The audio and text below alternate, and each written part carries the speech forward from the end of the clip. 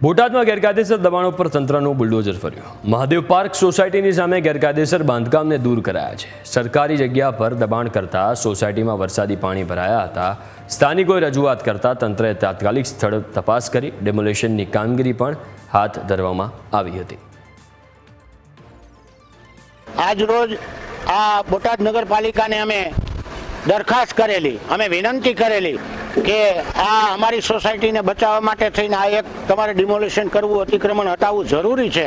તો નગરપાલિકા પ્રાંત અધિકારી અને મામલતદાર, સિટી મામલતદાર સાહેબ, ચીફ ઓફિસર સાહેબ, અમારે સેનેટરી વિભાગના દિલીપભાઈથી માંડીને તમામ કાર્યકરોએ અને તમામ સરકારી અધિકારીઓએ આ બધું જાત નિરીક્ષણ કરી અને આજરોજ આ બધું ડિમોલેશન હટાવવાની કામગીરી શરૂ કરી દીધી છે।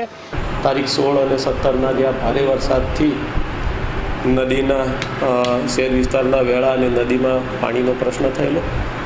3 થી 4 જગ્યાએ લોકોના મકાનમાં પાણી પ્રવેશેલા। એટલે આ બાબતે ધ્યાન આવેલી કે વેળાઓની આજુબાજુ સ્થાનિકોએ દબાણ કરેલા છે।